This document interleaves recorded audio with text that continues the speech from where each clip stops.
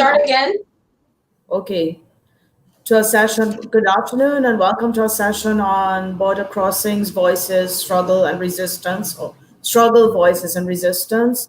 That is sponsored by the literature group at the University of Brasília, as well as the Department of Foreign Languages and Translation. I'm Rachel, I'm a translation lecturer at the University of Brasília, and I work with translation studies. I'd like to present to you the speakers for this afternoon. Professor Bobrow-Strain, who is from the Whitman College in Washington, and he works with immigration studies, immigration rights, narrative and method. And he has recently published a book on an ethnography on an immigrant woman's trajectory, a Mexican woman's trajectory to the United States. I'd also like to present to you Professor Dr. Joseph, Professor Handerson Joseph, or Joseph Handerson, right? I think the name came out the opposite way around. Okay, he's from Haiti and he's a professor at the University of Amapá, the Federal University of Amapá in Brazil. And then Professor Norma Diana Hamilton, she's from the University of Brasília. She works with literary translation, and she is in the Department of Foreign Languages and Translation as well at the University of Brasília. Now, the next the fifth speaker is Professor Cláudio Braga from the Department of Literature, also from the University of Brasília. This is a joint session. It's an interdisciplinary session that focuses on struggle, voices, and resistance. And we have a very mixed, let's say, cosmopolitan group. Okay. So without further delay, we can start with Professor Aaron Bobrow-Strain's presentation. Okay. Okay. Thank you, Rachel. Thank you. Thank you, Rachel and Norma, for organizing, and everyone for being here. It's really it's wonderful to be able to make these long distance connections. Although I wish I was in Brasilia with you. I did put on my Havaianas though, just to in honor of the evening. So. Before I dive in, before I start, I want to say a little bit about the book's form. So I'll be talking about my recent book, which is called The Death and Life of Aida Hernandez, A Border Story. And I want to say a little bit about the book's form, which is the most noticeably curious thing about the book, at least from an academic perspective. It's narrative nonfiction, built on oral history and ethnography and archival research. But when it first came out, and it was written for a larger non-academic audience, and when it first came out, media outlets in the United States kept calling it a novel. Mother Jones magazine, the National Public Radio, the American Scholar magazine, all these different venues had to issue corrections because in their review they had called it a novel. And I even had colleagues congratulate me on my novel. And I was kind of miffed at first. I was upset.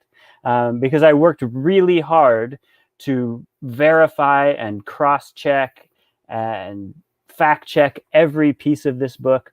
I paid a fact-checker $9,000 out of my own pocket. It's nonfiction, dang it. But with a little bit of distance and some good friends telling me to take a deep breath, I've come to see this genre confusion between nonfiction and fiction as a high compliment and central to what I was trying to do.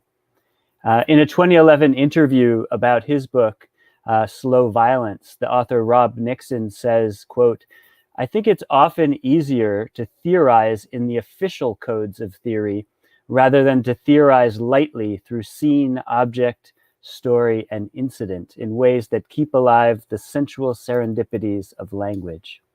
And I thought a lot about this quote as I wrote this book.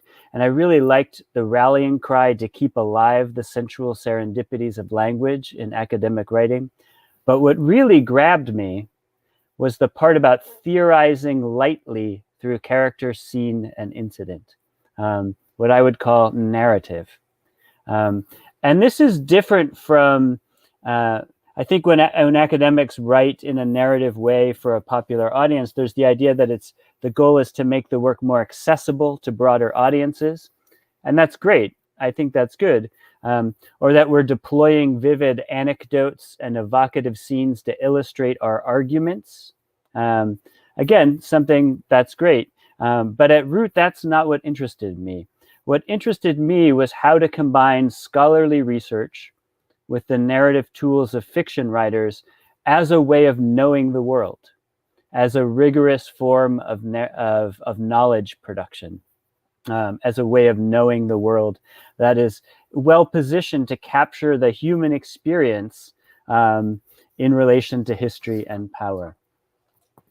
So the book itself emerged out of years that I spent studying and teaching about immigration and the US-Mexico border at Whitman College, from immigrant rights activism that I'm involved in here in Washington State in the US. But it really especially grew out of the years I spent working as an activist on the US-Mexico border back in the 90s. And that's where we'll start today. I want to tell a little story about how the book came about, and then circle back to the idea of narrative at the end. Or I'll tell a little bit of the story of the book, talk about how the book came about, and then circle back to narrative. So we open on the border in 2008, 12 years ago. We are perched between the United States and Mexico, between life and death. A Mexican ambulance is speeding towards the port of entry and the state of Arizona in the US. Ida's face is swollen and purple. Her arms are torn. She's bleeding from 9 stab wounds in the stomach and torso. And the ambulance is racing along the latest border wall. Agua Prieta, Mexico, where Ida was born, is on the left. And on the right is Douglas, Arizona in the US, where she lived from age 8 until 20, until a tiny misstep just a month earlier led to her deportation. And these two towns have been so closely intertwined for so long that some people just call them Dogla Prieta, one community, joined, united, not divided by a border. Residents who are just a little bit older than Ida remember a time when summer baseball games were played, where home plate was in the US and the outfield was in Mexico. This was a place where language and families and culture and business had blurred the border every day since the towns were founded. But it's 2008, and 15 years of bipartisan border hardening have driven a wedge between the communities.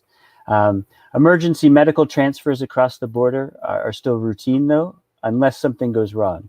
And Frank Hone, a Douglas paramedic, watches as everything goes wrong. The Mexican ambulance pulls into the port of entry and unloads. Officers surround Ida's gurney, refusing to let her pass. Family members stream in from both sides of the border, and someone knocks into her gurney, and Ida shrieks awake. "Please, I have a US citizen son. Let me pass." And there's a stunned silence, and Sunday shoppers crossing through the port of entry stop and stare. And the paramedic sees his chance, and he whisks Ida out of one of the most heavily secured spots in the American Southwest. A little while later, Arizona Lifeline 2, a helicopter, lifts off and sets course to a hospital in Tucson. And as it rises, it skims over high-tech surveillance towers and what was then the country's largest border patrol station. Then it soars over the last highway checkpoint and breaks free of the border, and the paramedic looks down at his clipboard and reads Ida's name for the first time. And he's done everything he can do for her, he thinks, but Ida Hernandez is not going to make it. But she does survive. I won't give away what happens, but weeks later, she returns home to Douglas, to her mother's house, and she is sutured and stitched and twisted by pain that goes far beyond her physical wounds in ways she has not yet begun to understand. But she kneels and she holds her 4-year-old son, Gabriel, as tight as her wounds allow her, and she looks him in the eyes and she promises, Gabriel, I will never leave you again. And that's when the hardest part of Ida's story begins. This is a book about the US-Mexico border that we in the US have made, about trauma, about the courageous struggles of young immigrants fighting for survival and justice on that border. And it centers primarily on the story of this one young woman, Ida Hernandez. And much of it takes place when Ida is in her teens and 20s, trying to do typical things, right? Pass algebra class in high school. She watches Friends on TV and dreams of living in New York City. She sets her sights on a dance scholarship. She's coming to terms with her bisexuality. She drinks a little bit too much with her sisters sometimes, but normal stuff. But she is growing up undocumented in Douglas during the 90s and 2000s, just as policies crafted far from the border with little basis in the realities of actual migration or life on the border come crashing down on this town, placing it at the center of the storm of immigration debates for the next 20 years in the United States, and turning it into one of the most heavily policed small towns in America. And growing up poor and undocumented in this context causes Ida's first death, what I would call a social death. And what I mean is that Ida is fully part of her community. She's an active maker of her community, and yet she's denied real membership in that community. She's a citizen without citizenship, cut off from rights and opportunities that should be hers. And because of this, she's going to pay a very high price for the kinds of ordinary small mistakes that any young person growing up anywhere is going to make. Ida has to fight for her life literally several more times in the course of this book. But the real struggle and the suspense at the heart of this book is about a young woman who is risking everything to see if she can get from that place, to get from a place where she isn't just surviving the world we have made on the US-Mexico border, she's thriving, truly alive. Lots of spoilers and twists in the book. It's written with much suspense, and I'm not going to tell too much of the story, but today I'm mostly going to talk about how it came about and the question of narrative. So in January of 2014, I went to Douglas and Agua Prieta to try to understand how people were living their lives across the increasingly militarized US-Mexico border. And early in that process, a woman named Rosy Mendoza became one of my main guides to the community. She is a badass, formerly undocumented social worker who works with victims of domestic and sexual violence on the border. And her story figures heavily in the book as well. But she connected Ida and me, and she encouraged Ida to tell her story. It took a while for us to finally meet, but suffices to say that Ida and I met for the first time on a wintry day in the 10th Street Park in Douglas, and we sat by the fountain, and she told me her story. And yeah, I had not planned at all to write a book about one person, and much less to place violence against women at the heart of a border book. But I knew almost immediately after Ida and I spoke that she had a powerful message for anyone who look at the border and immigration from a more privileged position, and that our current approach in the United States to border enforcement can't be understood separate from the ways it makes women's lives less secure and more exposed to violence. And Ida's story left me shaking on that day in 2014. It's filled with so much pain and intense suffering. But the thing that moved me most was not the pain.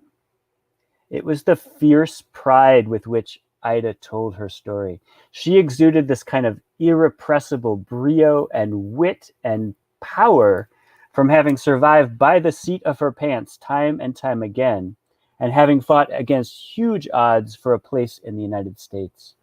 And amidst all that suffering was a message that the sheer act of surviving the world we have made on the US-Mexico border is itself a form of dignity and worth that is as valuable as any privileged person's achievements. That hit me. As the writer Héctor Tovar notes, that spirit, that agency, is often left out of reporting that portrays immigrants as passive victim props for tragic border tales. I wanted to try to convey that spirit, that agency. Of course, the idea of having someone write a book about you wouldn't necessarily click with a lot of people, but it did for Ida. We talked about it for months, how we might collaborate. I wavered about the idea, but Ida was firm. Aaron, she said, I have dealt with the worst possible people you can imagine already, and they have not stopped me. Telling my story is a way to turn all that suffering into something that can reach people and make a difference. Coming into the project as a white man, even one with experience doing lots of border and immigration activist work, I knew that the risk of me missing things, of misunderstanding, or of exploiting people's stories was very real. And I spent a lot of time thinking about and talking with people about how, or really whether to do this project, whether this project could be done in an ethical way. For me, putting that into practice meant carefully going over drafts of the book with Ida throughout the process, making it as collaborative a project as possible, and having her shape the narrative, getting drafts of the book to her family and most other folks who appear in the book. It also meant engaging throughout the project with scholars and activists of color, particularly women, at every stage, folks who could read drafts or talk with me and understand the benefits of a book like this, yes, but also the risks in a really immediate way. And the question I posed after people read drafts was, the first question I posed was, should I publish this? And I was prepared for the answer no. Instead, the feedback and the critique and the encouragement that I received shaped this book. 2 years into the research, Ida and I agreed that we would split proceeds from the book 3 ways. A third for her, a third to fund work with people experiencing gender violence on the border, and a third for me to cover the cost of research and writing and fact-checking. And in the course of this, whenever we met, I made 3 commitments to Ida: that she could end the project at any time if it didn't feel right from her. We would just stop. And second, that she would read drafts throughout the process, and this would be as collaborative as possible. And if she ever revealed something in an interview that was too personal in retrospect, she could tell me and I would take it out. And third, that I would do my best to portray her not as a demon or as a saint, but as a real, complex, flawed, brilliant person, and that her story would matter in itself, not just as an illustration for a set of political arguments about the border. That last piece about messy humanity is really central, not just because it's so important for conveying the dignity and trying to write a meaningful, engrossing story, but also politically. And if there's one thing I hope people will take out of the book when they read it, it's this: that it's impossible to overstate how much our US immigration debates and narratives turn on this impossible binary between the flawless, high-achieving, innocent, good immigrant who maybe deserves sympathy and rights, and the bad criminal alien who deserves all the punishment she gets.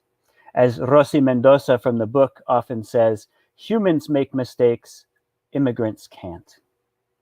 And so much of the way that immigration is reported and narrated in the United States, in books, in journalism, film, reinforces this good, bad immigrant mythology.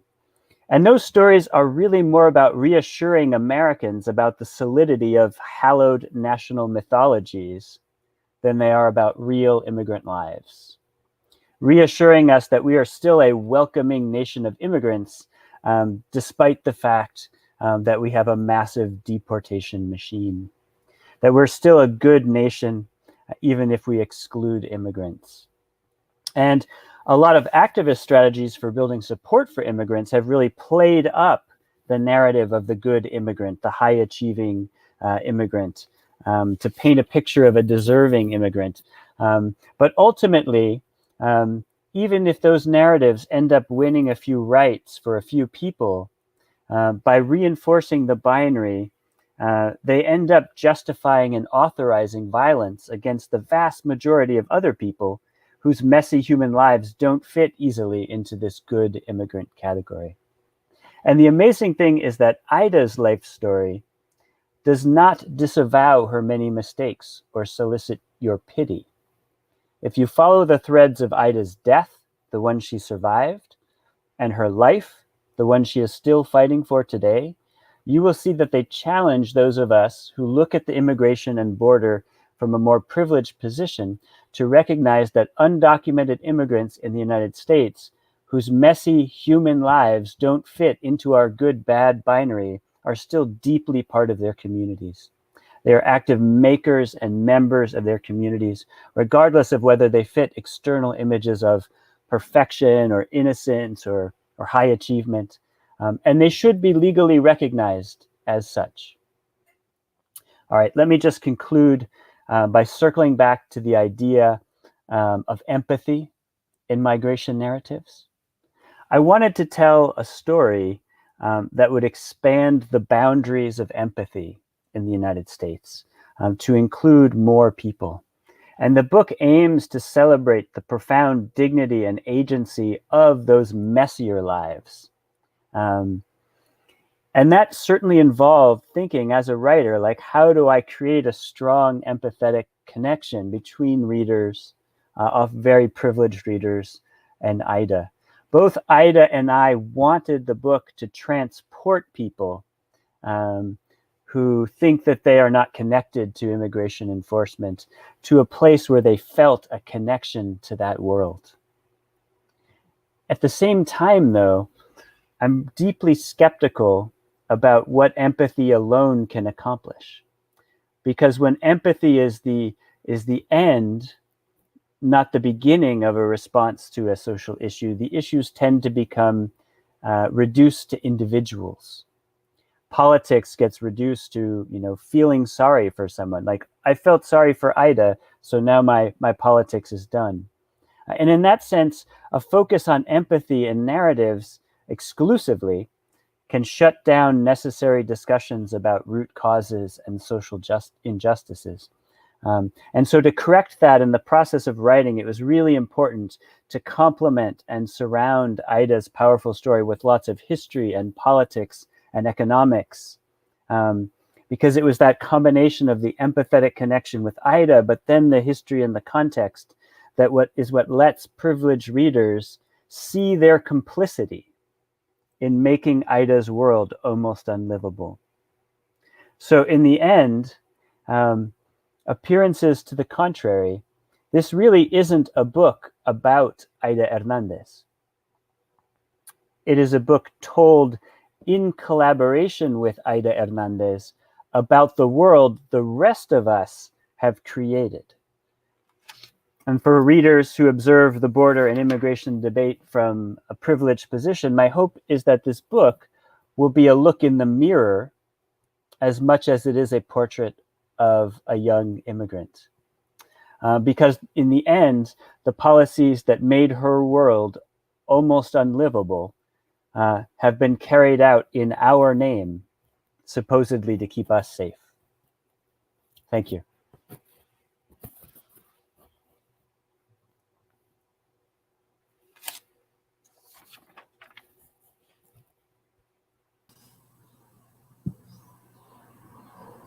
Okay, that was very interesting. In the first part of the book is quite gripping.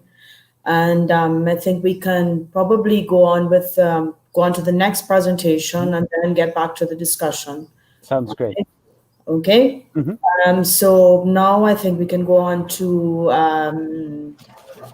Cláudio. Okay. Yes. Hi, everyone. It's a pleasure to be here. Would like to thank everyone in the group, everyone who is organizing, Professors Rachael and Norma. It's just a wonderful to take part in this seminar. One of the key words today is trauma, and I think my contribution will be precisely on that. My title is The Layers of Trauma in Maya Angelou's I Know Why the Caged Bird Sings. This is a novel that I've been teaching at the University of Brasília for 9 years now. Whenever I think of changing, leaving the novel out of the program, my students can talk to me and say, you have to keep it because it's an important reading concerning American literature, 20th century. So I keep on, adopting the novel again and again, and I can see my students' response to it, and they're very meaningful. That's why I think we can talk about trauma as it is represented in this autobiography. Dr. Maya Angelou is a writer that everyone knows around the world. She is a bestseller. She's an awesome human being and a very talented writer. And this is the first, I Know Why the Caged Bird Sings is the first of a series of 5 autobiographies that she published. This one was published in 1969, so we are celebrating 51 years since it was published.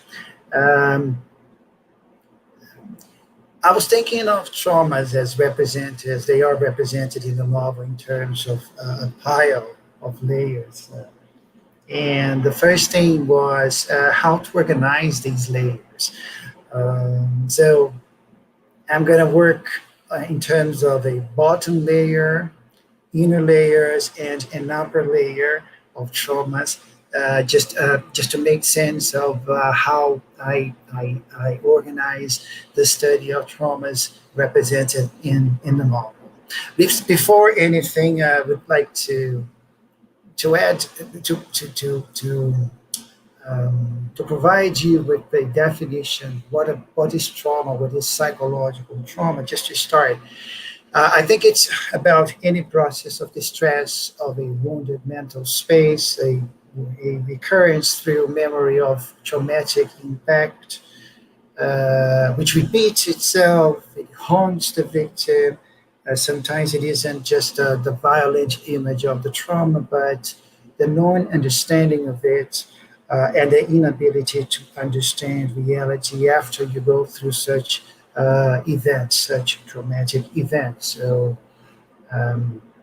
it's not easy to heal. So when I teach, I Know Why the Caged Bird Sings. We usually discuss the introduction of it. Before chapter 1, she has some pages that we know namely, we can call them like an introduction. And there's a poem right on the top of it, like an epigraph, and that goes, "What you looking at me for? I didn't come to stay." This is the poem that she repeats to herself throughout her life, like a mechanism of defense whenever she finds hostility, and she does find hostility in many places. And I'm going to call it the bottom layer of all traumas in the narrative, because it refers to something bigger than a personal experience. It refers to an ancestral trauma of displacement, of an involuntary diaspora, of the ancestors of every African American, we can say every African Brazilian too. So I think of the consequences of being kidnapped in Africa, then being arrested in a dungeon, then thrown in the hold of a ship and sent to be enslaved in a foreign country. And that's obviously a huge trauma. So Maya Angelou, since an early age, and we see that in the biography, she is personally and historically dispersed, dislocated, transferred from one place to another, taken away abruptly, evacuated, or like an expatriate, like an exiled, all these words referring to how she doesn't have a place to rest and she doesn't have a place to belong to. It reminds me of what the specialists say, what we're calling refugee trauma, when refugees experiencing this dislocation related to war, to persecution, affecting their mental and physical health after the events have occurred. So that's what you see. That's what I had as a bottom layer to discuss this issue of traumas. I think it pervades everywhere, all lives of African Americans. Then the second one would be the inner layers, but let me talk about the upper layer first, because I think it's more necessary and controlling the time here. The upper layer of these traumas would be the more obvious description of a trauma in the narrative, which is the act of rape. As the narrative says, as Maya Angelou says in the narrative, the act of rape on an 8-year-old body. It's an explicit description of it. Readers are able to understand its profundity, the way it is constructed from everything that happens before it. This happens on chapter 12. By the way, I'm just referring to the first 13 chapters of the novel, which focuses more on her childhood, because this is a framework for today.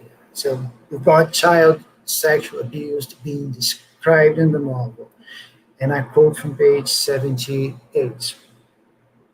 Then there was the pain, a breaking and entering when even the senses are torn apart. The act of rape on an 8-year-old body is a matter of the needle given because the camel can't. The child gives because the body can, and the mind of the violator cannot.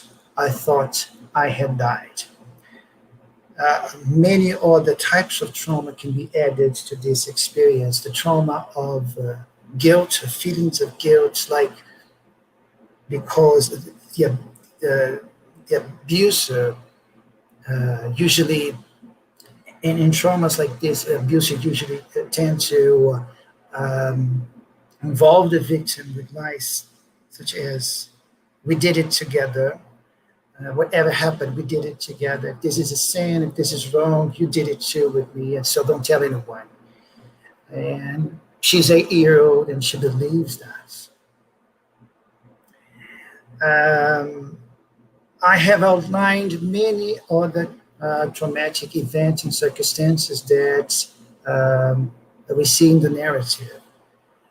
Being Black on a racist society, being segregated, being considered ugly by adults, being a daughter of divorced parents, being a girl or a woman in a sexist society, being a country girl in the city, being a child, especially a female child, being a Christian, being strictly disciplined and emotionally repressed, being raped, being untouched, especially not having physical contact with a father figure, being voiceless and sometimes invisible, and being beaten, being whipped, physical abuse. So let me talk about some of those inner layers, those traumatic events.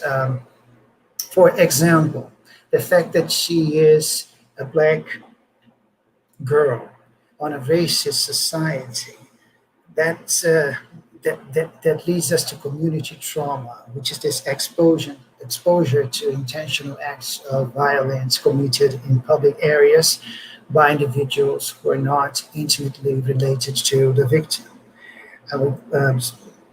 On chapter 3, the experience of waiting Ku Klux Klan to come at night after Uncle Willie. It terrifies Maya.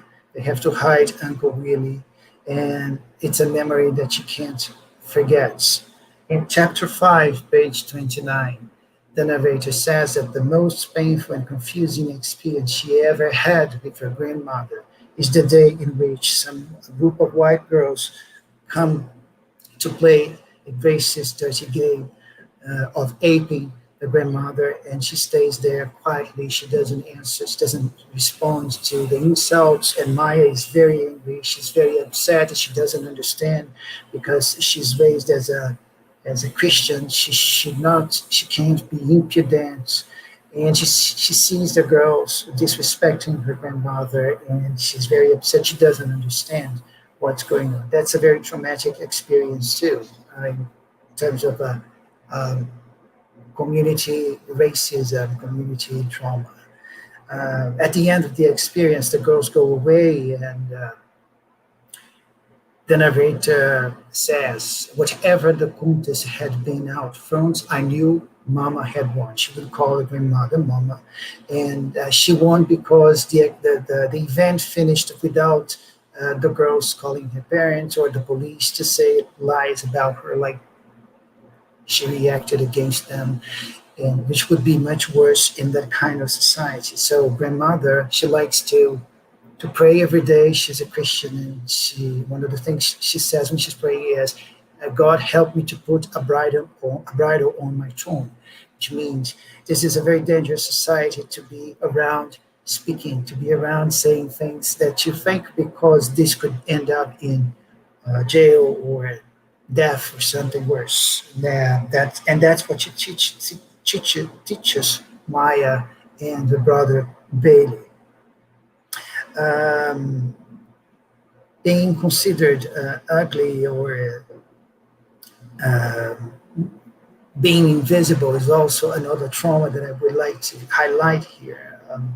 So right at the beginning of the novel, she dreams of looking like one of those sweet little white girls who were everybody's dream. And she refers to her real life as a black, ugly dream, because she has no references of black beauty in the 1930s. This is the 1930s. We have other examples. I think two words would summarize the inner layer traumatic experiences: embarrassment and constraints. Constraints of all kinds. I think the specialist would say that all these traumatic events could be called what they write about, which is complex trauma.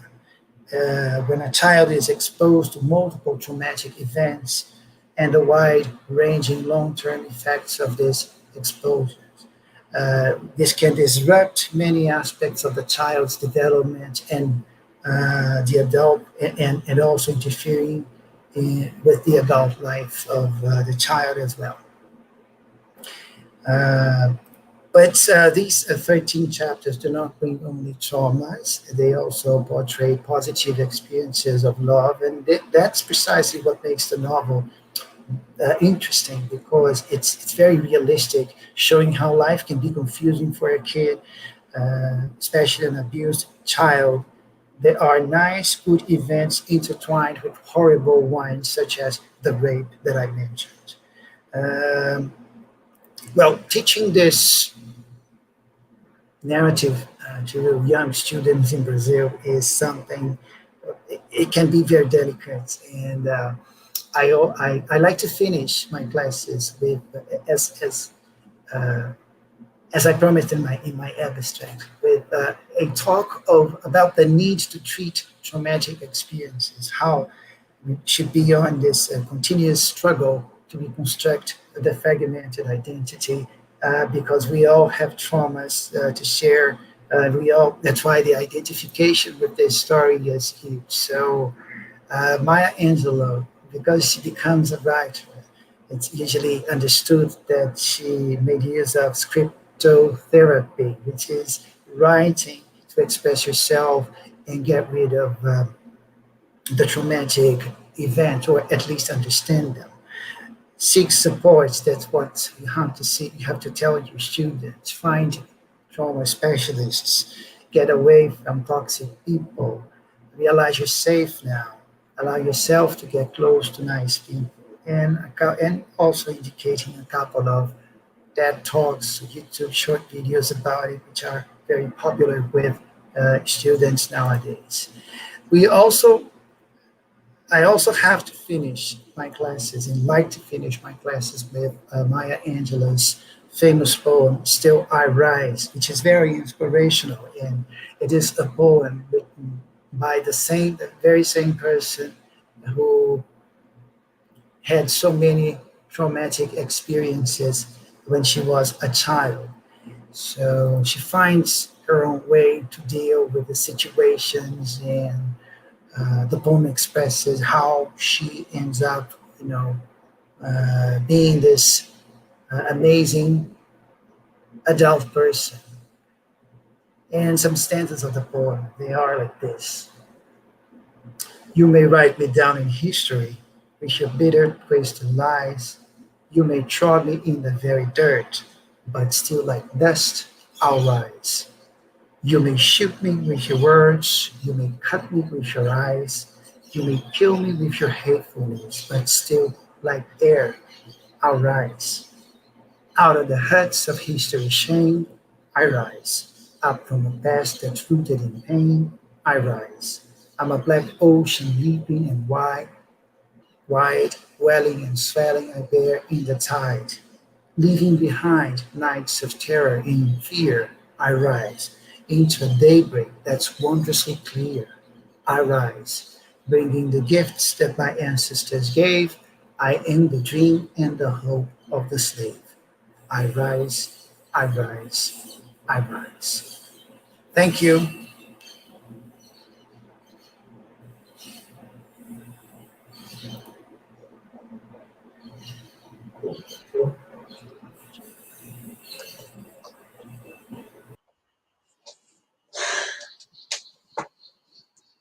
Okay, Rachel.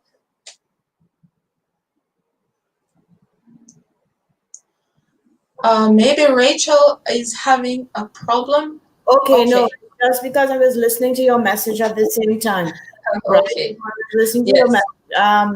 I saw the comments. I think it's best if we wait until the end of the session then to answer the questions, because then, we'll take up, too much time. Okay, so probably I can pick out some of the more relevant ones, and then we discuss it. We have a discussion at the end. Okay. Okay, that would be fine. Okay, fine.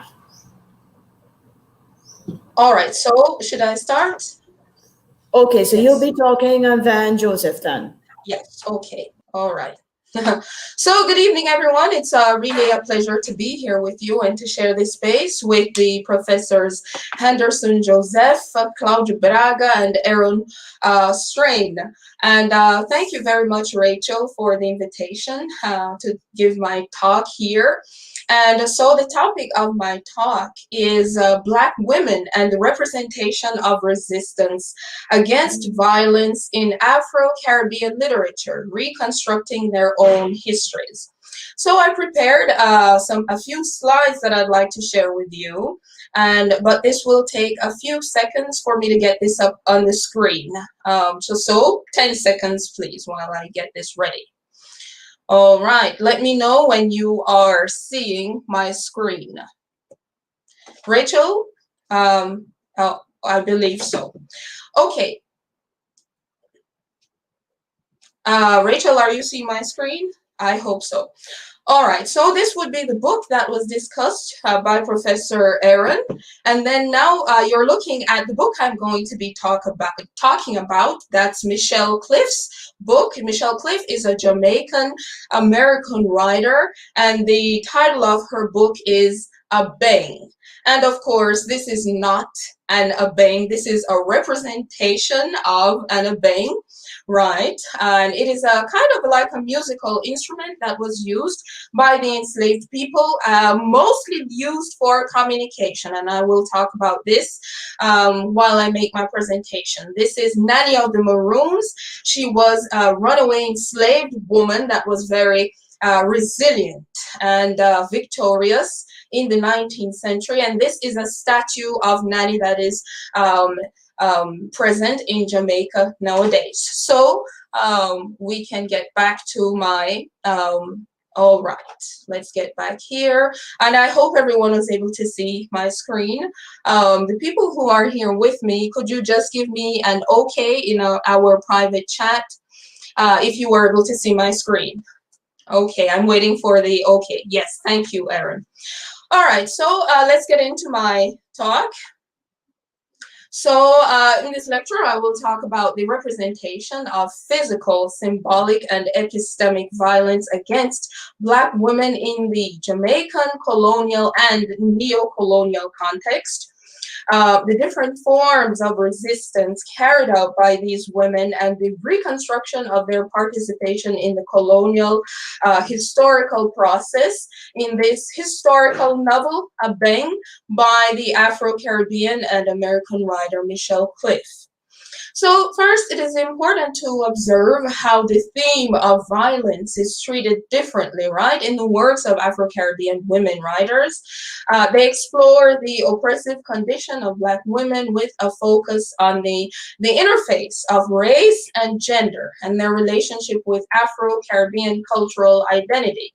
And they show the double oppression that these women suffer, that is that they suffer within a patriarchal society, this oppression that is perpetrated during and after colonialism, and the imposition of Eurocentric values in their daily social contexts. So addressing these issues in their works, Afro-Caribbean writers such as Michelle Cliff, Merle Hodge, Erna Broadburg, Jamaica Kincaid, among many others, they construct a complex relationship between fiction and reality to fill the gaps related to the silences of historical records about Black women, right? So the works of these women writers not only contribute to the visibility of Black Caribbean women, but they also enable a more just and adequate representation about them, right? So almost nothing is known about the lives of Black women, of individual women in traditional historiography. There is very little record of these individual experiences, and that little amount that exists went through a process of distortion by the dominant white colonizer discourse, which is the perspective that has always been privileged by historical discourse, right? So the degrading representation and neglect of Black women's stories in history is perhaps the greatest form of violence against them, right? The silencing of their voices has made the cruelties that they have suffered become systemic, and thus building a vicious cycle of oppression that has been difficult to break. So silences about Black women in the dominant discourse become a field of investigation, right, by Afro-Caribbean women writers who have literary discourse at their disposal as a liberating practice for the reconstruction of what we call fictional truths, right, about innumerable theoretical formulations of postmodernism, right? The novels produced by Black women writers question the notion of objectivity and transparency of language, and thus exposing the limitations and partialities of our discursive system, right? And literature suggests alternative ways of knowing and describing the world. And literature uses language imaginatively to represent the ambiguous categories of life, thought, and experience. And Afro-Caribbean women writers seek to reconstruct the history of Afro-Caribbean peoples from their own perspective. And their works represent a counter-writing, to traditional historiography and traditional literature as a response to the literature of the colonizer.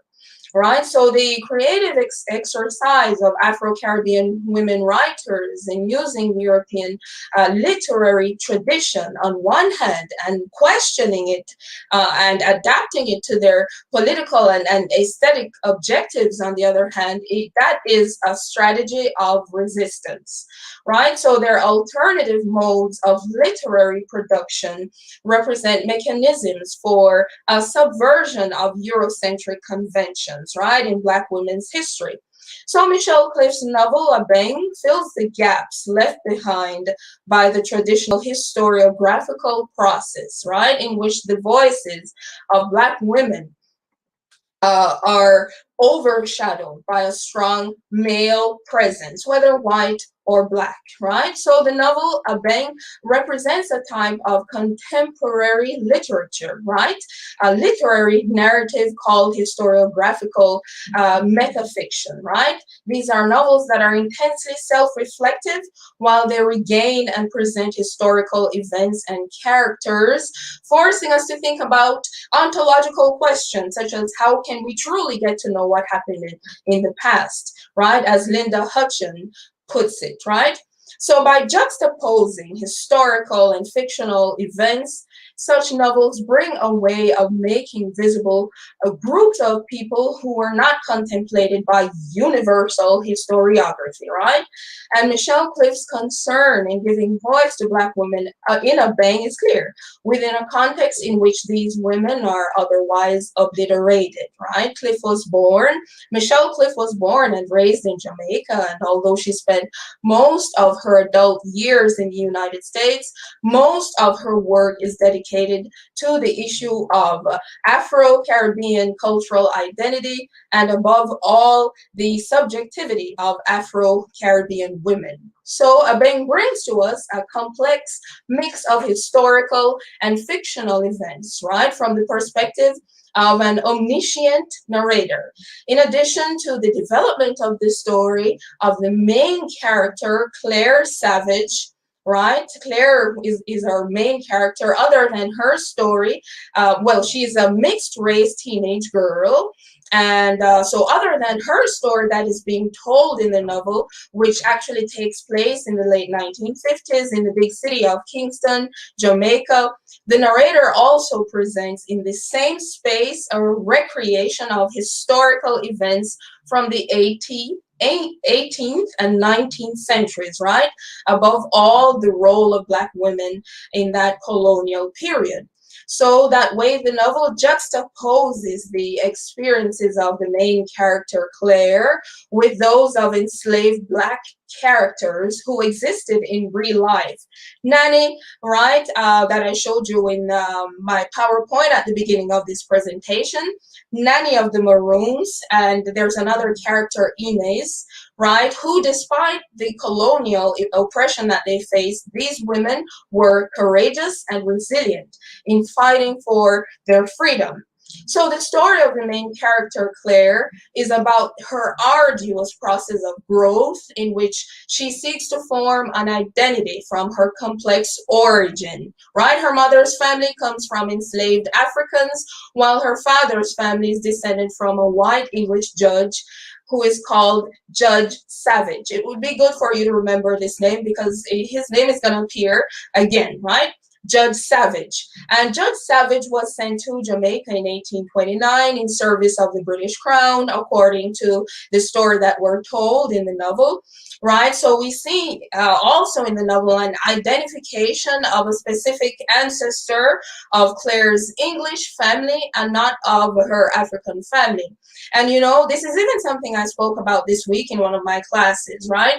Where normally we know who our ancestors were and what they did and you know what was their role when these ancestors were English or European or white, and we normally don't know who they were, what they did when these ancestors of ours when they were Black or African, right? And this is something that Michelle Cliff points out precisely, right? That there is no record of individuals, and therefore how arduous the recovery process is for the population history, right? thinking about the African heritage and African ancestry. All right, so this is a consequence, a clear consequence of colonization, right, in which there was a deliberate and purposeful process of obliteration of our Black ancestors, right, by the colonizer as a way of weakening the Black population. Right, so in Obeng, there is no linear narrative structure. The stories of different characters from different eras are presented in parallel through flashbacks. And this is a really fantastic way of writing, right? Because there is a decentralization in which the narrative moves, right? In, we could say, the strong staccato, right? Juxtaposing historical and fictional events. And it is very important to point out that despite this form of fragmentation, you know, the different stories are constructed with harmony, right? They're neatly knitted, right? They're weaved in this kind of harmony by the third person narrator. Right, then the character Nanny, right, was an African rebel in real life, like I mentioned, and she refused to be enslaved, and she became leader of one of the most powerful African guerrilla groups in Jamaica called the Windward Maroons, right? And these guerrillas were the fugitives of slavery, and they refused to be enslaved, and they were at war with English colonizers from the time of the seizure of the island in 1655. Right, up to 1834. So with the leadership of Nanny, approximately around 1720 to 1755, you know, this Maroon group had a complex system of communication between Black rebels and enslaved women, which allowed for their resistance and freedom, right? And I showed you a representation of the Obeng, an instrument of communication, and this was used by the Maroons, right? And therefore, this is the symbolic meaning of the title of this novel, right? So in the 1730s, one of Nanny's brothers, he signs a peace treaty that was presented to him by an English colonizer, because the English colonizer saw that there was no way that they could capture and enslave the Maroons that were being led by Nanny, right? And so this peace treaty was signed, and this group were able to live freely on a land that they this group that freed themselves, you know, they lived on this huge plot of land that they claimed as their own. And then, of course, they would try to help other enslaved people to get away from the forces of slavery, right? So the Nanny refused to hand over fugitive enslaved people, right? And she refused to form any kind of alliance with the colonizers. And today, the dimension of Nanny's importance as a historical symbol for Jamaican people, especially women, is highlighted in the novel, right? And it's important to talk about another historical character that Cliff seeks to recover in her fiction, Inez, I mentioned at the beginning of my talk as well. She was an enslaved young Black woman from the early 19th century, right? So on one occasion, she joins a rebellion against the English, and unfortunately, she is caught stealing firearms, right? And she is imprisoned in Judge Savage's home, right? And this Judge Savage, he was actually the judge that was responsible for judging this case, right? The case of the stealing of the firearms by Inez. And what he does, he imprisons Inez inside of his home, and he rapes her over a 5-year period, right? Sexual violence. So in the representation of the colonizers' violence against the enslaved population, we see the question of gender being highlighted in the novel, right? There's this continuous rape of the Black woman's body used by this white male colonizer as a way of exercising power, right? In the view of the Argentine anthropologist and feminist Rita Laura Segato, Sexual violence should not be considered within an instrumentalist perspective, you know, in which we think that the reason for the abuse is considered satisfaction of sexual need. Segato shows us that sexual violence focuses on power, right? It is an unjust act of appropriation seen by the aggressor as a form of masculine empowerment, right? So the novel highlights how in the dominant historical process, you know, such stories of cruelties by the colonizers are distorted. Brutalities are overshadowed, realities are mystified, and the victims' voices are silenced.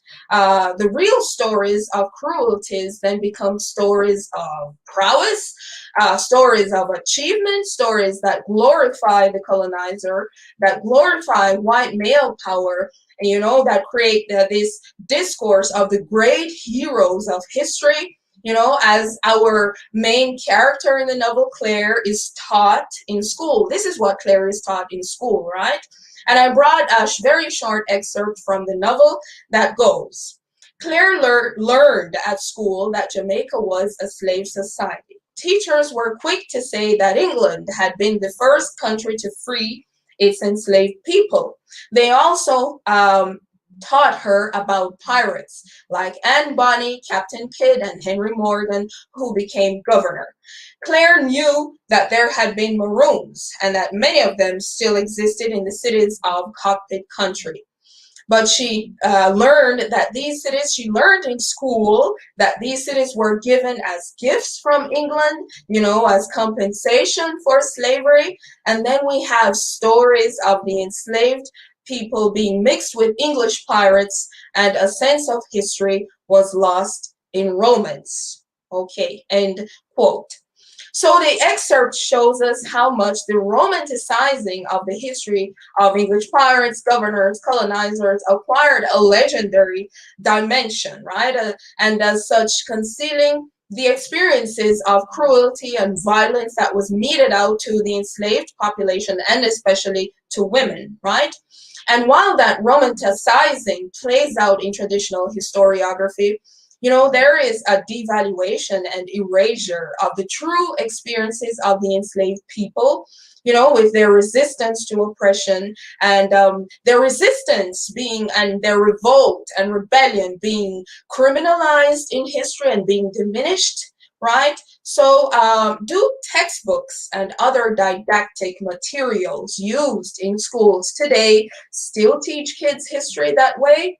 You know, this is one of the questions that Michelle Cliff's novel points us to think about, right? So the colonization process was also damaging because of the resulting epistemic violence in which the Weltanschauung or worldview, the experiences and the knowledge of the Black population underwent, you know, a process of erasure, right, and obliteration. So as such, a process gaining back one's history and a process of decolonization, it cannot be limited to the idea of political and economic independence of the colonized peoples, right? It means decolonizing knowledge, decolonizing the way we see the world, and building a new national consciousness in which the Afro-Caribbean people, you know, can become the subject of their history, and in which Black women may be recognized for their resilience in history, right? So in the final stages of the novel, Claire gradually begins to develop an awareness of the magnitude of the value of her African heritage, right? She develops a critical, reflexive, hybrid awareness, which allows her to understand her conflicting diasporic social context. And we have Gloria Ansaldúa, a Chicana activist and feminist based in the United States. In her book, Borderlands, La Frontera, she develops the concept of hybrid identity, right, which she calls border identity or mestiza identity. And she uses the word frontier or border to refer not to a physical space for the division of countries, etc., but to represent a symbolic space of transfer of cultural values and a diverse mix of identities, right? And the subject that is capable of crossing this symbolic border has developed a mestizo consciousness, right? As is the case of our main character in the novel, Claire, right? She becomes able, right? She's now able to affirm herself in that border space, right? And most importantly, she becomes able to articulate her own voice so that she can develop a consciousness for resistance and as such transcend to a new existence, a re-existence, to quote our Afro-Brazilian researcher, Ana Lúcia Souza. So by making use of historical records, Michelle Cliff's novel invites us to reflect on the historical process and its construction of the knowledge and identities of Afro-Caribbean peoples, and above all, Afro-Caribbean women, right? And how would the formation of the cultural identity of these people be different if there hadn't been a distortion of their history in the dominant discourse? And how would the formation of the relationship between Afro-Caribbean women and men be different if there were no silences about the strengths and resilience of Afro-Caribbean women warriors in traditional historiography? Right, so Cliff's fictional reconstruction brings to the present in a kind of time capsule parts of that repressed past, and as such contributes to the continuous process of the reconstruction of Afro-Caribbean culture and identities, female identities, right? And there's no denying the power of literary representation as a practice of resistance, right? In response to the silencing of Black women's voices in historical discourse, Afro-Caribbean women writers use literary discourse as a battlefield, where they seek to transform marginalizing representations of Afro-Caribbean women and construct more adequate representations of them, right? And which with such works, these women leave behind the locus of non-subject and become deservingly the subject of their own history. Thank you.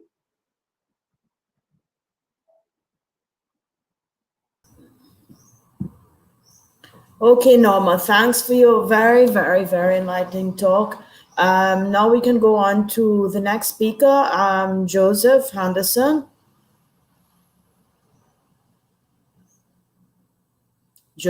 Professor Joseph Handerson from UNIFAP. Tudo bem? Prazer tê-la aqui conosco. Prazer. Tanto tempo, né? Que bom. Exato. Bom, o professor Joseph vai falar em português, tá bom? Tá, vamos lá. Tá certo. Boa tarde a todas e a todos. Eu agradeço imensamente à professora Rachael pela gentileza do convite para dialogar com vocês nessa mesa e também cumprimentar os colegas e as colegas que me antecederam, né? Particularmente a Araon, o professor Cláudio e também a professora Norma. Quando eu recebi o convite para participar desse debate, eu pensei que seria um momento ímpar para abordar a etnografia que eu desenvolvi, particularmente na minha tese de doutorado, junto com os migrantes haitianos, no Brasil, na Guiana Francesa, no Suriname e no Haiti. Mas hoje eu focarei principalmente na dimensão de resistência e de luta desses migrantes no Brasil e na Guiana Francesa para atender à incumbência desse debate de hoje. Para isso, eu tomarei como janela as dinâmicas do campo associativo, destacando as associações e os programas de rádio, televisão, particularmente web TV, criados pelos migrantes haitianos, tanto na Guiana Francesa, que é um dos departamentos ultramarinos francês, que faz fronteira com o Brasil, através do estado do Amapá, que faz uma semana que passa por uma tragédia, né, por falta de eletricidade, entre outras coisas, né. Então, eu tomarei como foco esse campo associativo como um modo de organização do mundo social dos migrantes haitianos nesses dois países. E na pesquisa, de modo geral, temporalmente, eu mostro dois horizontes diferentes, né? O primeiro se trata dos haitianos que chegaram à Guiana Francesa, que remonta desde a década de 60, né? Particularmente no âmbito da criação da base espacial lá em Kourou, que é uma cidade vizinha de Cayenne, que é a capital da Guiana Francesa. E, no segundo momento, também eu mostro o horizonte, né, dos haitianos que chegaram ao Brasil a partir do ano de 2010, logo após o terremoto que atingiu uma boa parte do Haiti. E este ano, já se completa mais de 10 anos da migração haitiana para o Brasil, logo após o terremoto. Para isso, é importante também destacar que desde o início dos anos 80, as situações envolvendo os agenciamentos e os protagonismos das pessoas migrantes como sujeitos da sua própria trajetória e percurso de mobilidade têm sido objeto de análise da literatura contemporânea migratória. Ou seja, muitos autores dos estudos migratórios têm debruçado sobre temáticas que têm a ver com associação, campo associativo, que tem a ver com o modo de organização política, social, cultural das pessoas migrantes. No caso da Guiana Francesa, ao realizar um recenseamento em todo o território da Guiana Francesa, uma antropóloga francesa chamada Bobrow-Strain, que desenvolveu a sua tese de doutorado e também pesquisa de longa duração na Guiana Francesa, ela observou no ano de 2006, de 1982 até o 2006, já haviam sido criadas 32 associações haitianas, né? A maioria localizava na capital da Guiana Francesa, que é a cidade chamada Cayenne, e na época, somente 11 delas estavam em funcionamento, as outras não estavam funcionando mais.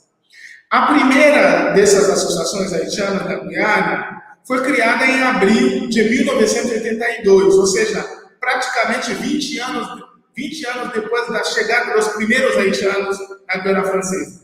A primeira foi a Associação de Solidariedade com a Comunidade Haitiana, que na época tinha por objetivo intermediar as ações dos migrantes haitianos com as autoridades administrativas locais. Um ano depois, em 1983, alguns integrantes dessa referida associação, com a colaboração de outros compatriotas haitianos que chegaram alguns anos depois, fundaram uma outra associação chamada Associação para a Livre Promoção dos Haitianos, como sigla ALFA, que também tem por objetivo atuar na promoção social e cultural dos haitianos e das haitianas, além da integração destes na sociedade guianense, com um foco na alfabetização e na formação profissional. Passados 23 anos da chegada dos primeiros haitianos à Guiana, particularmente em 1986, 10 recém-chegados fundaram a Associação pour le développement communautaire de la jeunesse colinoise, ou seja, a Associação para o Desenvolvimento Comunitário para os Jovens de Colinoise, que era um lugar chamado La Colline, no sul do Haiti, que era um lugar, a boa parte dos haitianos que chegaram na Guiana na década de 60, 70, 80, eram originários de La Colline. Essa associação, ele podia ser considerada uma extensão das redes familiares, amizades, que estavam na base dessa mobilidade haitiana nessa época. Entre as primeiras gerações chegadas à Guiana, havia poucos jovens, a maioria eram pessoas mais ou menos nos 30, 40, 50, 60 anos, né? Porém, foi a partir de 1986 que os jovens, uma boa parte dos jovens começaram a chegar na Guiana Francesa. Outra mobilização também dos haitianos, organizada coletivamente na Guiana, foi a criação de um centro de formação profissional. Né? Foi no ano de 1990. Esse projeto de formação era considerado um dos mais significativos no tangente ao trabalho, pelo fato de oferecer cursos para os homens, principalmente na época. Tais cursos como o curso de pintura, alvenaria, armador de ferragens, mas também para mulheres, como o curso de costura, manicure, gastronomia e assim por diante. No tangente à educação, também foi criado um centro de alfabetização voltado para adultos haitianos, brasileiros, surinameses e guianenses. Em 1992, começaram a preparar crianças e adolescentes também. Principalmente os filhos de imigrantes, né, sejam haitianos, brasileiros, surinameses, para ingressar no sistema escolar na Guiana. Nessa mesma época, né, já final da década de 90, início da década dos anos de 2000, 2003, 2004, devido ao aumento de casos de infecção de HIV na Guiana Francesa, em 2006 foi criada uma outra associação haitiana que se chama ED, né, que iniciou um projeto em parceria com outra associação que era presidida por haitianos, né, que era chamado de Associação de Soutien pour Famille de Malades et de Formation. Né? Então, criada nessa última associação, foi criada em 98 por um pastor haitiano de uma igreja batista da Guiana. Então, essa associação trabalhava em parceria com a ED, né, que foi criada em 2006, para trabalhar em prol da saúde das populações migrantes da Guiana. No caso das haitianas da Guiana, além das associações, também criaram rádios comunitárias para fim de comunicação, de educação, mas também para fazer política como modo de organização social, de resistência em prol dos direitos dos haitianos na Guiana. Além também de transmitir elementos culturais, né, identitários, né, da sociedade haitiana, seja na rádio, seja através das atividades dessas diferentes associações haitianas. Uma das primeiras rádios que os haitianos fundaram, que existe até os dias atuais, se chama Rádio Mosaico. O mosaico significa mosaico, né, que é um mosaico de cores, para destacar a diversidade, a heterogeneidade existente entre as populações migrantes da Guiana, mas principalmente entre a população haitiana. O nome da rádio, né, Rádio Mosaico, reflete a ideia coletiva dos membros da associação ED, né, com o intuito de não direcionar apenas para os haitianos, né, mas também para as demais populações que residem ou que residiam na Guiana. Essa rádio também é administrada pela associação ED, pois é um projeto da associação. Né? Foi através da associação que eles vão criar a rádio. É uma rádio que até hoje possui uma grande audiência, né? Sendo uma das mais ouvidas na Guiana, particularmente pelos haitianos. A rádio também era e é um lugar para fazer política, para fazer social do ponto de vista dos meus interlocutores haitianos. Seja através dos projetos, dos programas sociais, seja também através do apoio a alguns partidos políticos do Haiti, não como foi o caso em 1991, quando a associação apoiou o partido político haitiano chamado Lavalas, né, que foi fundado no final da década de 80 no Haiti, pelo ex-padre católico e ex-presidente do Haiti chamado Jean-Bertrand Aristide, que logo em 1991 foi deposto, né, sofreu um golpe de Estado. Então, foi essas associações haitianas na Guiana Francesa, entre outras, particularmente na diáspora haitiana nos Estados Unidos, na França, no Canadá, que vai contribuir para o retorno do Aristide no poder. Né? Também em 2006, essas associações haitianas apoiaram a candidatura presidencial de um ex-presidente haitiano, que também é um dos maiores intelectuais haitianos, né, que é Leslie Manigat, que foi também, no final da década de 80, foi exilado para a Venezuela, criou um partido político, estando na Venezuela, que se chama Rassemblement des Démocrates Progressistes, em 1979, né? E esse partido político também vai criar um braço desse partido na Guiana Francesa. Então, vai permitir uma conexão nesse partido, nos diferentes polos da diáspora haitiana, seja na Venezuela, na Guiana Francesa, no próprio Haiti e assim por diante, né? Posteriormente, no final da década de 80, nos anos 1988, vai ser importantíssimo essas diferentes associações e também polos desse partido político fora do Haiti para contribuir na elegibilidade do Leslie Manigat enquanto presidente do Haiti. O que eu quero destacar a partir desses dados empíricos e etnográficos, há uma tríplice dimensão, que eu poderia chamar também de luta e de resistência, não só do ponto de vista dos direitos humanos dos migrantes fora do Haiti, mas também o modo pela qual esses migrantes contribuem na vida política social no Haiti, como a própria literatura sobre o transnacionalismo vai mostrar quanto é importante essas diferentes conexões que os haitianos estabeleceram na década de 90. Então, a primeira dimensão, eu diria, que a primeira mostra, que é a criação das associações haitianas, que revela uma consciência organizacional dos migrantes diante dos problemas enfrentados na Guiana. A segunda é a relação constitutiva deles com instituições religiosas e políticas, né? Porque a igreja também, a igreja de base, seja no Haiti, na Guiana, também vai ser importante nas pequenas comunidades de bases, particularmente eclesiásticos, né? A terceira sugere um engajamento dos migrantes e das associações na vida social e política do Haiti, mesmo estando no exterior, na diáspora.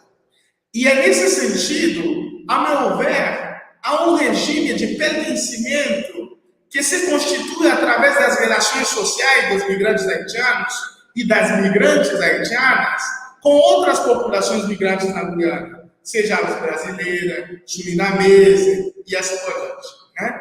Então, os migrantes são tidos como sujeitos, como agentes do processo migratório. O fato de reivindicar o seu direito de ser na sociedade de instalação, o fato de agir, de planejar de forma autônoma, seja em escalas locais, seja em escalas nacionais, mas também em escalas transnacionais. Dentro do repertório de ações, a vida associativa e comunitária está também na base das estruturas das redes de mobilidade. As estruturas associativas dos migrantes contribuem para a consolidação de novas redes migratórias, para a troca de informações, para a manutenção dessas redes, para a circulação de ideias, de bens e também para a constituição da arquitetura da diáspora, como podemos observar, por exemplo, no contexto da criação do partido político Rassemblement na Venezuela, na Guiana Francesa e assim por diante. Então, é nesse sentido que se articula também a vinda dos migrantes haitianos para o Brasil, particularmente pela fronteira Brasil, Colômbia e Peru, na cidade de Tabatinga, é onde eu fui no final do ano de 2011, início do ano de 2012, para iniciar o meu trabalho de campo, né? Justamente porque o fato de que os primeiros haitianos que chegaram no Brasil, nessa fronteira Brasil, Colômbia e Peru, no estado do Amazonas, boa parte deles não tinha intenção de vir e permanecer no Brasil. Muitos deles tinham a intenção de ir para a Guiana Francesa, né? Por conta do que o estado do Amazonas também, muitos chegavam em Manaus, pegavam um barco, iam para Santarém, que é uma cidade do interior do estado do Pará, de lá seguiam a viagem através do barco para o estado do Amapá, e no Amapá cruzavam a fronteira para ingressar na Guiana Francesa. Evidentemente, muitos deles permaneceram no Brasil. Por conta disso, hoje, os dados também apontam que mais de 120 mil haitianos receberam visto humanitário para vir para o Brasil. Não necessariamente todas essas pessoas estão atualmente no Brasil, porque muitos deles já foram para o Chile, para os Estados Unidos, para a Guiana Francesa, outros retornaram para Haiti, outros foram para esses lugares, para o Haiti, também houve uma retromigração, ou seja, voltaram novamente para o Brasil. Então, no caso do Brasil, após o terremoto, os primeiros haitianos que chegaram ao país organizavam-se por meio da constituição de um comitê que foi criado em dezembro do ano de 2011, chamava de Comitê dos Haitianos, que o comitê também contava com o apoio da Pastoral da Mobilidade Humana, na cidade de Tabatinga, que é a pastoral criada pela Igreja Católica, bem como outros atores militantes engajados em prol dos direitos humanos dos migrantes, principalmente brasileiros, peruanos, colombianos, que residem na fronteira, principalmente na cidade de Tabatinga, no Brasil. Esses movimentos, sem dúvida, de reivindicações, como o comitê, como a Pastoral da Mobilidade, como instituições de acolhida desses migrantes no país, são importantes, eu diria, lentes sociopolíticas e através das quais é possível analisar tanto as técnicas subjetivas mobilizadas pelos próprios migrantes, quanto as suas práticas de subjetivação. Então, e é nesse contexto, um ano depois, ou melhor dizer, 4 meses depois da criação do comitê, em março do ano de 2012, foi criada uma das primeiras associações dos migrantes haitianos no Brasil, da qual eu participei e eu me tornei também presidente da associação naquela época. Atualmente não está em funcionamento. Então a ideia, o surgimento dessa associação, a Associação dos Imigrantes Haitianos no Brasil, a IHB, tinha como objetivo uma mobilização em prol dos haitianos no Brasil, instituída para ressaltar os direitos de cidadania aqueles que escolhem viver no Brasil, como uma forma de resistência e de luta. Então, a associação tinha por finalidade exercer um papel importante, tanto como transmissora de informação, para os haitianos que já estavam no Brasil, seja ajudar para a confecção de documentos, como carteira de trabalho, CPF, e assim por diante, quanto como reivindicadora coletiva dos direitos dos migrantes e de maiores possibilidades de conquista. Além de centralizar as suas ações em prol dos haitianos no Brasil, a associação AIHB também desenvolvia um papel importante no cenário das políticas migratórias numa escala nacional no Brasil.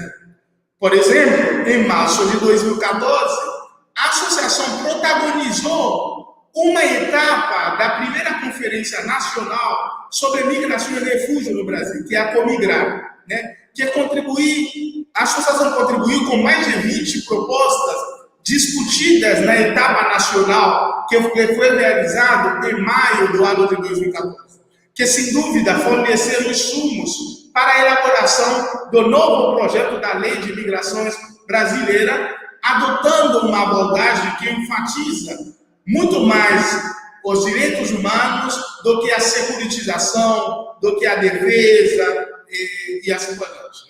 Então, dessa forma, o novo projeto de lei que surgiu com a Comigrar, a primeira conferência sobre migração e refúgio, tinha também como projeto propor mudanças no quadro das políticas e normas migratórias brasileiras, para que se tornem menos burocráticas e restritivas, sobretudo pelo fato da legislação, que é a legislação número 6.815, foi criado em 1980, durante a ditadura militar no Brasil. Ou seja, que é uma lei que estava bastante defasada. Ou seja, este ano passou mais de 40 anos. Então, até então, foi em 24 de maio que foi realmente sancionada uma nova lei de imigração no Brasil, que é a lei do 13.445, no ano de 2017, sancionada pelo presidente da República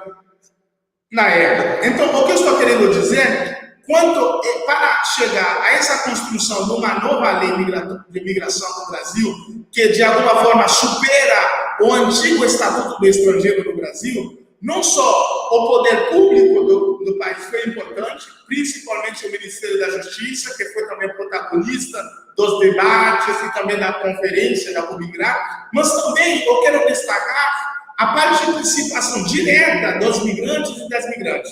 Os haitianos, os migrantes africanos, os migrantes asiáticos, europeus e assim por diante.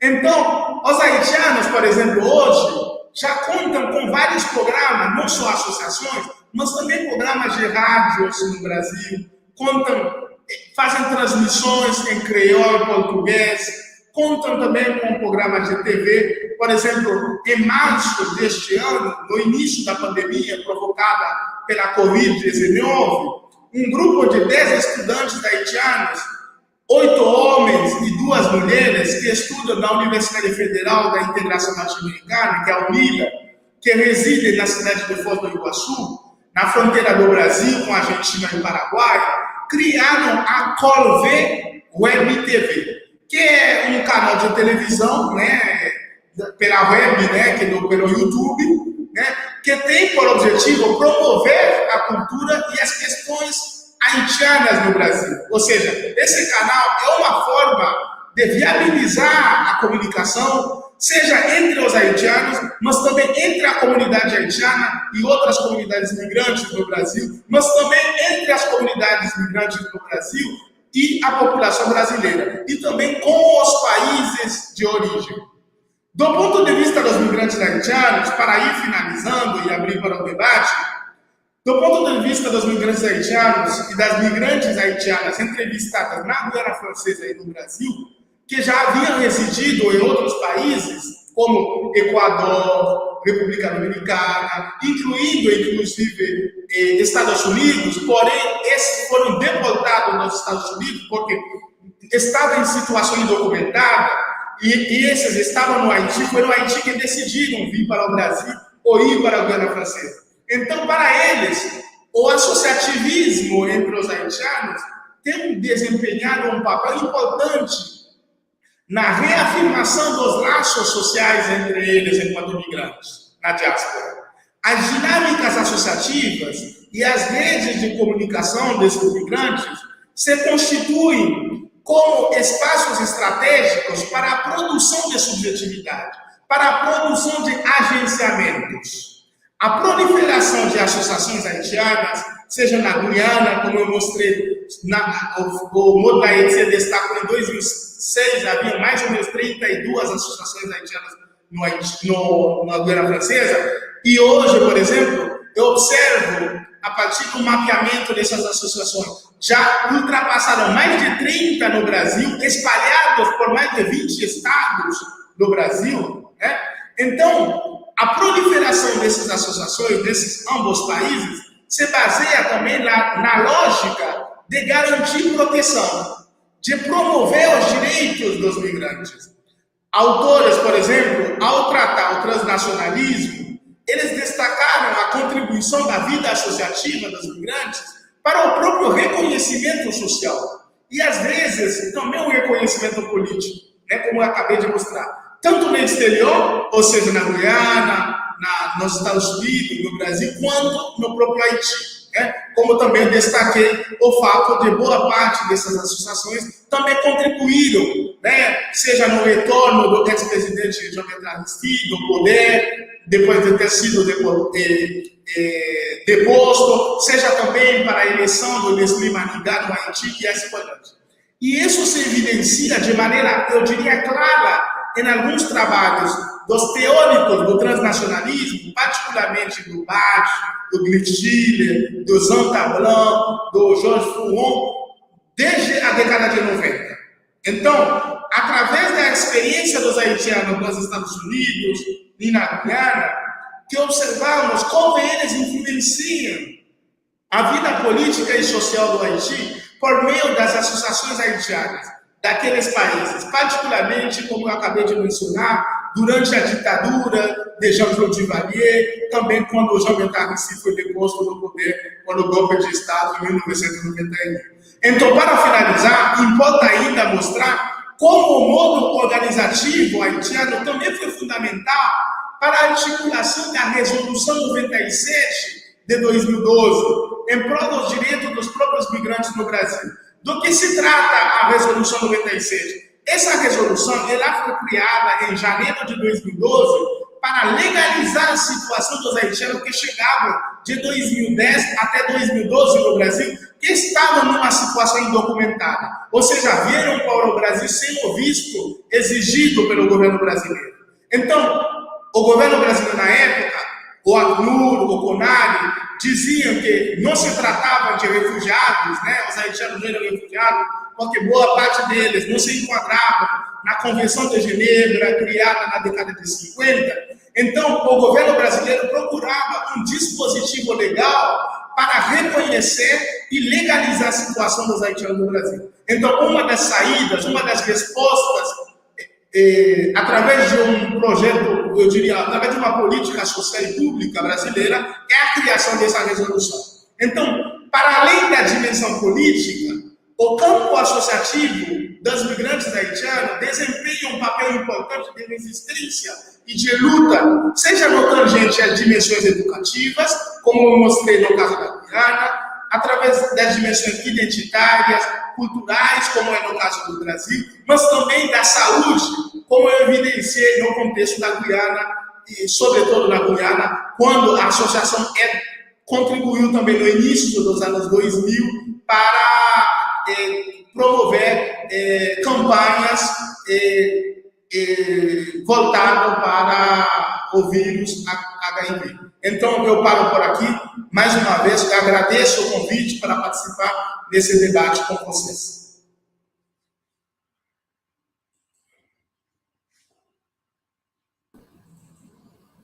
Bom, muito obrigada, Joseph, pela sua contribuição, pela sua fala muito despertadora, né? Muito instigante, né? Eu acho que assim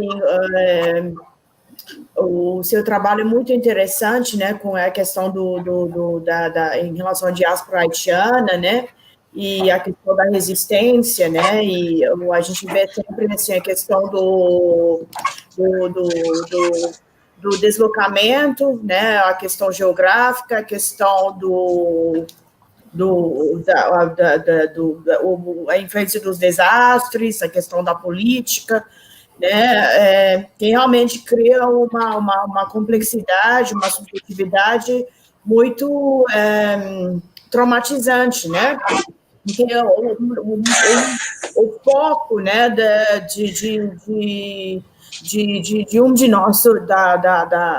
de nosso encontro hoje é a questão do trauma, né, e a agência, a voz, a questão da resistência, né. De fato, antes de passar para as questões, as perguntas, e já estamos com o horário limitado, eu pedi para a Norma, só para encerrar, passar aquela página do meu trabalho ali. Okay, I'll speak in English because I think, Joseph, you do understand English as well, do you? So, and then the other participants as well as Aaron, because I know you probably speak Spanish, but you don't, I know you may just pick up on some of the Portuguese, right? But I think the main focus of our talk today has to do with resistance and voice, as well as trust in terms of research and ethnography, and in getting people to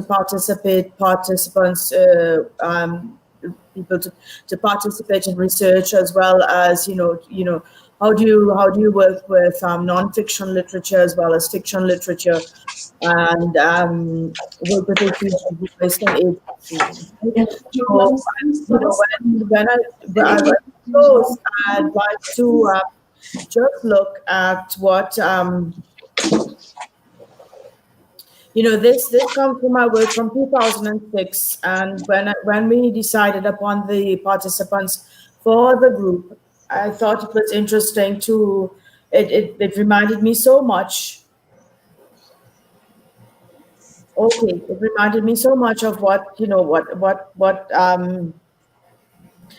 what you talked about today, and the whole issue of working with voice and resistance and trauma. Okay, so it is just to summarize what the focus of our meet today has been, which has to be the whole bonding between research and literature, be it nonfiction or fiction, and the researcher. How do we work with the researcher?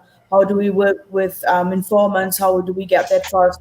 How do we develop confidentialidade, as we say in Portuguese? And how do we work with agency and ethics, right? Which I think is always an issue in border research, or even in writing, representing voices through fiction or nonfiction, right?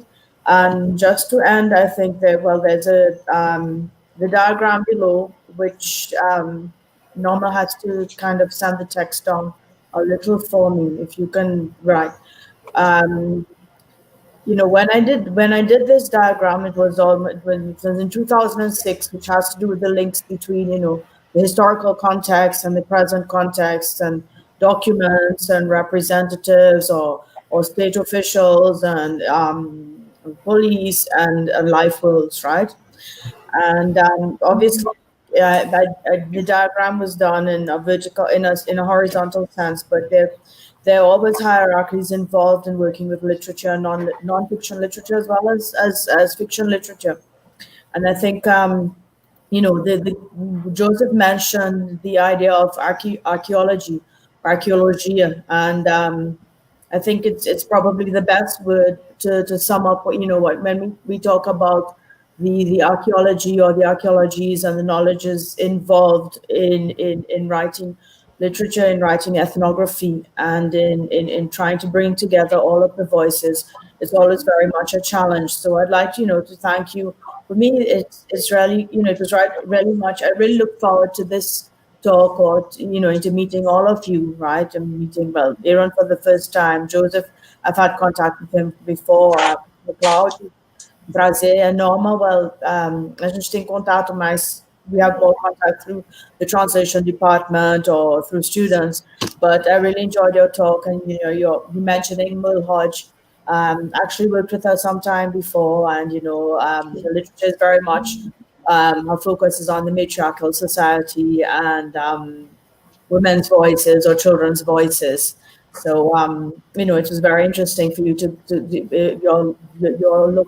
your perspective, or your talk on the Caribbean and literature in the Caribbean, which is always a sense of suffering, a sense of resistance, of talking about about women's voices. And I think that's what we have all in common. We all have very much in common, right? And I think Joseph's work is very, very, very, very interesting in that it's probably a new work in Amapa, and a new immigrant refugee group to Brazil. So there's much more work, and I called him as well to participate, because I remember him talking about going to the U.S.-Mexico frontier, right, to the border. And that's why when I read Aaron's book, and I remembered you, because I knew you said it was a very, very interesting, very emotional experience for you. I don't know if in about 2 or 3 minutes you can talk a little bit about that as well before we go to the questions. Oh, Joseph.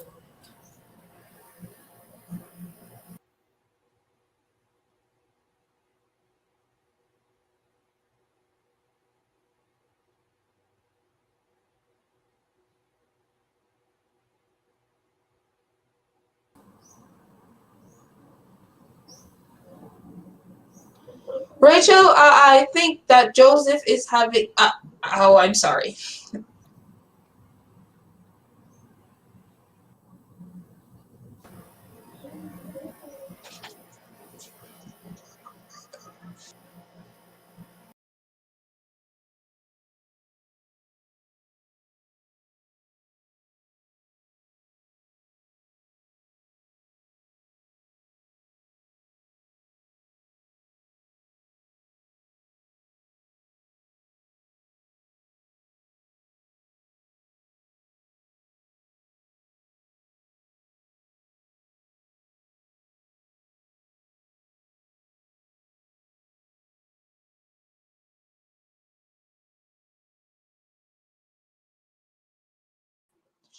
Rachel, I think Joseph is having a problem with his microphone.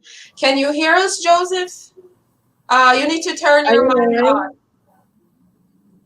I think he has a problem with his microphone. Okay. Well, then I think if you want, what we can do is look at the questions. Yeah, we can go to the questions and then we can come back. Okay. Okay. All right. There's one.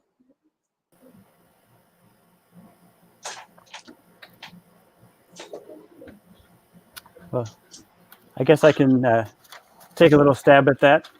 Yeah. All right. Yeah. I mean, I think that it's important to realize that what's the legacy of Trump, and trying to think about how to compress this. I actually just for a community group, I had to give an hour-long talk answering this question. So let me do the 2-minute version.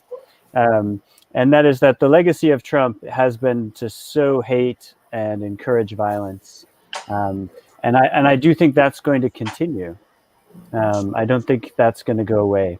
The other legacy is, especially in regards to immigration, despite all of his rhetoric around criminals and rapists and needing to protect the United States from dangerous people, despite all that, the main legacy of Trump on immigration has been to deconstruct the legal immigration system, to dismantle the asylum system, the refugee system, and the various ways in which people can come into the United States legally.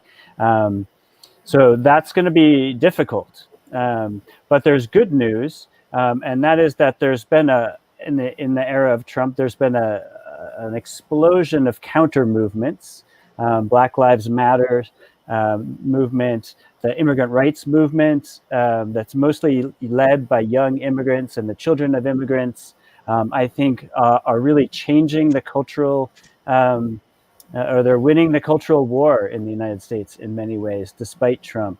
It's interesting, in the 4 years of Trump, support, when they do polling, support for undocumented immigrants and immigrants in general has increased significantly during the years of Trump. It's much higher now than it was before Trump. And that movement is sophisticated and powerful, and it's going to continue, and it's really going to push Biden. Biden is not perfect on immigration questions or racial justice questions. He will need to be pushed. The other key thing is that Trump had zero success legislatively.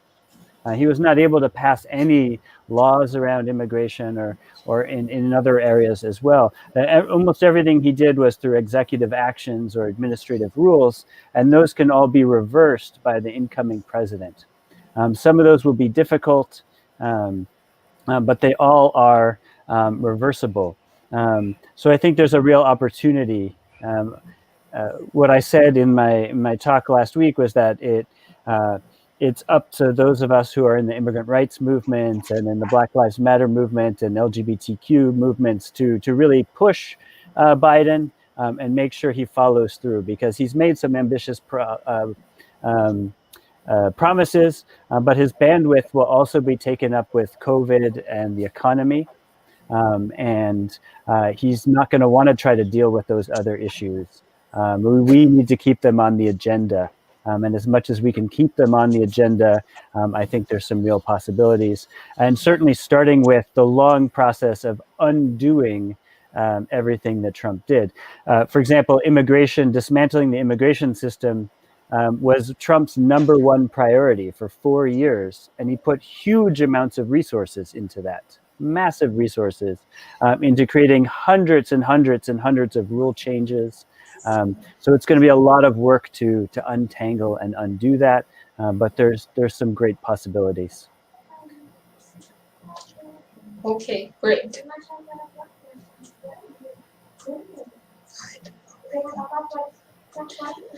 All right, so I believe everyone is hearing me, right? I'd just like to add a little bit to what you're saying or to your presentation.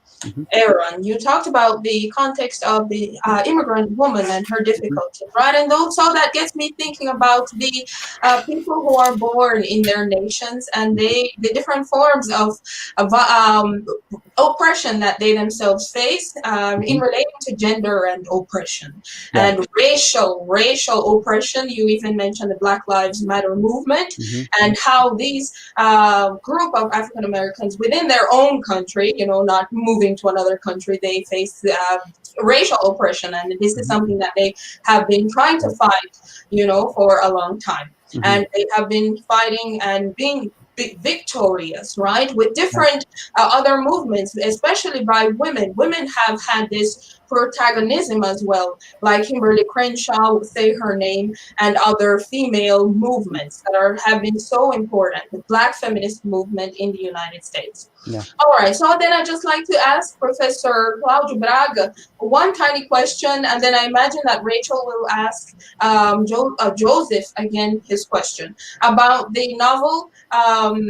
I know why the caged bird sings. There's this very terrible thing, thinking about the context of the African American community and the context of this young girl that goes through different layers of trauma, of violence. And we see the context in which after she faces this sexual violence, the society even blames her for what happens, the way that she's treated in court by this lawyer. And so it gets us to think about the question of a child that has to respond to this reaction of the public. Could you just talk a little bit more about that? Okay, of course. Thanks for bringing this, because I didn't have the time to mention. That's just another traumatic event in the novel. We have to remember that she's referring to the 1930s, and fortunately, many things changed since then. So what you have is ridiculous. You have an 8-year-old girl being questioned by a lawyer, asking questions with, an adult vocabulary, and she freezes, of course, because she's 8 years old, and she ends up lying after swearing the hand over the Bible. She ends up saying, no, the accused didn't touch me before, when we knew that he did, that he had indeed touched her before. So the whole thing is traumatic in the sense that it represents a world that wasn't prepared for kids in many ways. It represents a world, and racism also plays a role on that, because if you're a child, you don't have a voice. If you're a Black child, you don't have a voice either, and it's even worse because you've got to deal with the problems that the community inflicts on you, which is basically discrimination and violence. So yeah, it's a chapter that is very impressive, and whenever we read it together, myself and my students, we reflect on how things have changed for the better. We still, keeping our eyes open when it comes to children's rights, when it comes to trauma in childhood. Yes, exactly. Perfect. Rachel, please.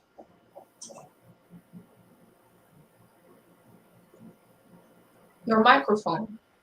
I was asking Joseph to comment a bit on his experiences, because I know you've been to the Mexico-US border, and you shared your experiences a while ago, some months ago. And then, if Aaron can comment a little bit on his, the question, this first question regarding LGBT rights. And there's one part of your book in which you write about, if I remember well, the character's name, Emma. Experiences in New York, and then the meeting between her and Ada, right? If you can talk a little bit more about that and your experiences as a researcher in working with them, okay? O Joseph estava perguntando se você poderia comentar pouco mais sobre as suas experiências. Você tinha comentado uns meses atrás sobre você foi até a fronteira México-Estados Unidos, né? e você tinha comentado que foi uma experiência muito impactante, muito traumatizante. Se você poderia comentar um pouco sobre isso?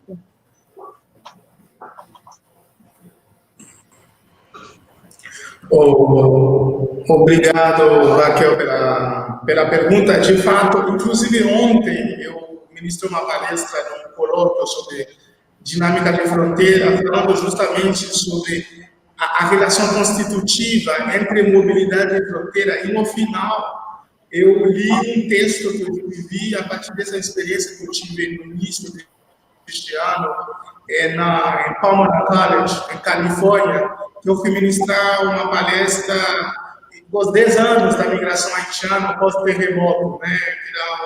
Um colóquio organizado por uma escritora haitiana, que se chama Miriam, junto com Yannick Lahain, inclusive recentemente, no mês passado, ganhou um prêmio, uma das maiores prêmios da literatura caribenha, junto com mais 2 autores da Martinica.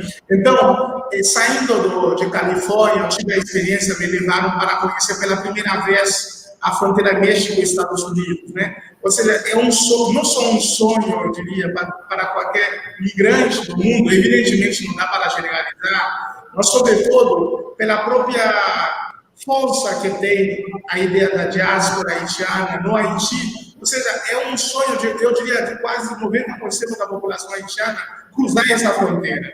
Né? Não somente a fronteira terrestre, Neste, Estados Unidos, particularmente por aqueles que não conseguem, não contam com documento, né? Particularmente o visto americano, mas também aqueles que chegam via aeroporto, através com um visto, né? Então, logo quando eu cheguei na fronteira, eu fui conhecer o Little Haiti, né? O pequeno Haiti, em Tijuana. Então, realmente, na volta da fronteira, foi realmente uma experiência muito forte para mim, né? No caminho, eu estava voltando no carro para ir para Las Vegas, daí eu comecei a escrever sobre a experiência da fronteira, né? Mostrando como a fronteira, ao mesmo tempo, é um lugar de encontro, né? Que a facilidade que os norte-americanos têm para cruzar a fronteira do outro lado não é a mesma facilidade que os mexicanos, os latino-americanos, os caribenhos e africanos. Ao mesmo tempo, a fronteira também é um lugar de desencontro. Ao mesmo tempo, une os dois países, mas também divide os dois países. Então, toda essa experiência também me provoca a pensar na fronteira também como um lugar de violência. Não só de violência física, como nós temos observado os dados internacionais, particularmente da ONU, mostram, somente no ano passado, mais de 3 mil migrantes morreram na fronteira. Ou seja, os corpos, é uma das coisas que eu tenho chamado a minha atenção para pensar a ideia de corpo, também da morte, nos processos, na dinâmica de migratórias também de fronteira. Como as políticas públicas e migratórias, eles não levam em conta esses corpos mortos nas travessias, esses corpos mortos nas fronteiras. Enquanto ainda, e ao mesmo tempo, não deixam de ser modo de resistência. As caravanas migrantes que nós vivemos via terrestre da América Central, particularmente Nicarágua, Salvador, Honduras, em direção ao México para alcançar os Estados Unidos, mas também as caravanas fluviais que saem dos países africanos para cruzar a Europa, né? Também desafiam as tecnologias de governo, que são os regimes de controle das mobilidades, de controle das fronteiras, que se intensificou com a pandemia, por exemplo. A pandemia alterou o regime de controle das mobilidades. Por outro lado, se os estados, cada vez mais, eles sofisticam as tecnologias de controle, por outro lado, os migrantes também, evidentemente não todos, não dá para generalizar, mas boa parte deles mobilizam estratégias, mecanismos para cruzar a fronteira, mesmo com os controles, para driblar as tecnologias na fronteira, para contribuir com a mobilidade, muitas vezes, daqueles que ainda não conseguiram cruzar a fronteira. Então, quero destacar isso, particularmente o fato da nossa debate trata sobre trauma, como a fronteira também é um lugar de trauma, né? Trauma não só para aqueles que conseguem cruzar a fronteira para chegar aos Estados Unidos, para chegar na Espanha, na Itália, mas também de trauma para aqueles que um dia sonham cruzar a fronteira, mas podem morrer nunca conseguir cruzar a fronteira. Então, no texto que eu escrevi, eu falei sobre isso também. Como, se eu pudesse, eu baniria o conceito de fronteira nos estudos migratórios e fronteiristas. Eu baniria a palavra fronteira nos verbetes do dicionário para nunca mais lembrar aquelas pessoas que eu deixei em Tijuana que sonham um dia cruzar simplesmente a fronteira, mas nunca, talvez morram, nunca vão cruzar a fronteira. Para nunca mais lembrar aquelas pessoas, né, que eu deixei em Tijuana, né, que muitas pessoas das suas famílias se sacrificaram, seja economicamente, ou seja, morreram, muitas pessoas morreram para que outras pessoas possam cruzar a fronteira. Então, é um pouco isso, eu diria, Raquel, que eu tentei traduzir através de um pequeno texto, né, que eu escrevi, que nada não é, que não foi no calor da fronteira mesmo, estava no caminho, acabei escrevendo essas polissemias da fronteira, como a fronteira está carregada dessa polissemia, ao mesmo tempo como um lugar de guerra, de divisão, mas também um lugar de compaixão também.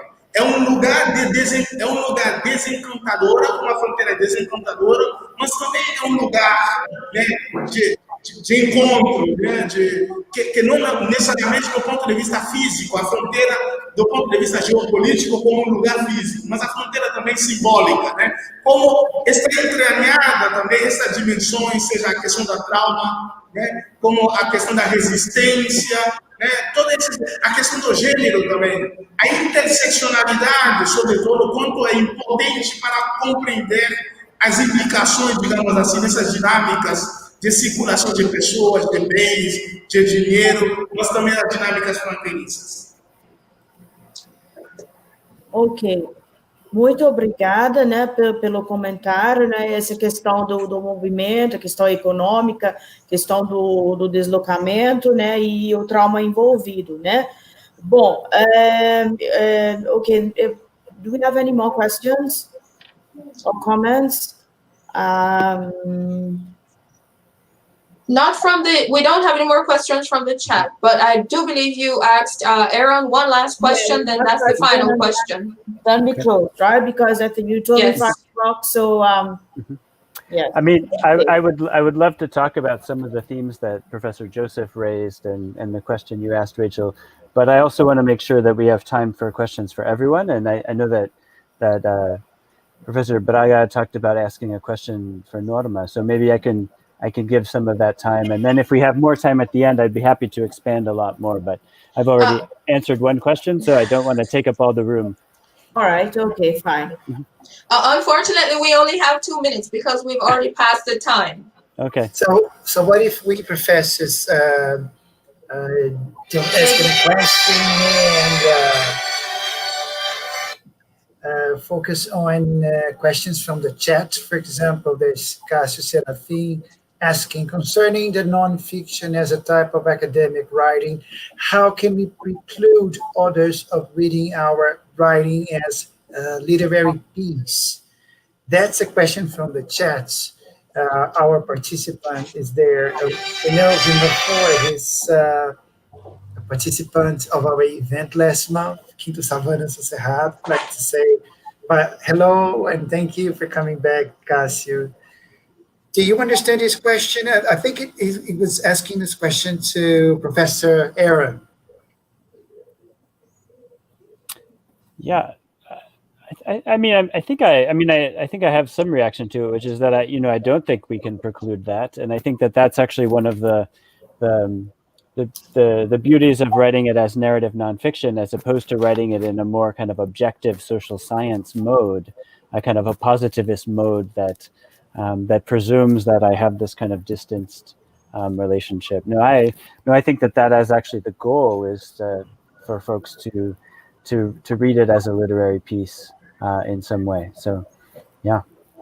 So if I may complete that, I would like to say that I think good writing, good books, they can be non-fiction, they can be fiction, as long as they are good. I mean, fiction has always been about real life. Fiction is just a creative way of talking about real issues of our daily lives. If you take science fiction or fantasy, things that we think they're fictional, they're allegorical, but they're just referring to what's going on in our lives in an artistic and creative way. So yeah, just good writing is good writing. I thought Norma's talk really got to that in the ways in which the fiction, non-fiction boundary, you can cross that.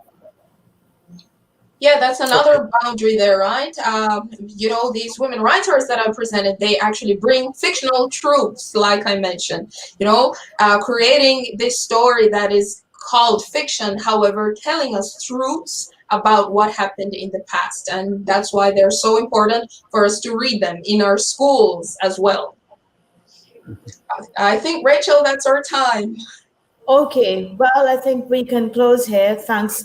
I'd like to thank all of you for accepting the invitation to participate. I think it's, for me, I think it's a kind of, in a sense, a very different sort of meeting that we managed to bring together voices, non-fiction and fiction voices, and comment on the same issue. And, I think maybe hopefully we can keep in touch and, work together, or maybe have another meeting, and even think perhaps, maybe of organizing a book on, or a journal on voices of resistance, on, the borderline between ethnography and fiction and non-fiction and resistance. Okay, so, that's something we can think about in the future. And hopefully we can set up an exchange between the universities, between UNIFAP and Whitman College, as well as UNB. I know Joseph already has some contact with UNB, but this is the first for us from the University of Brasília, as far as I know, to have to set up this contact with Whitman College. Okay, so it would be interesting for us to have further contact, and maybe set up more academic exchanges. Okay, so thanks for your time. Thanks for participating. Thank you so much. Yes, thank you. Thank you very much. All right. Obrigado. Obrigado. Tchau. Até mais. Tchau.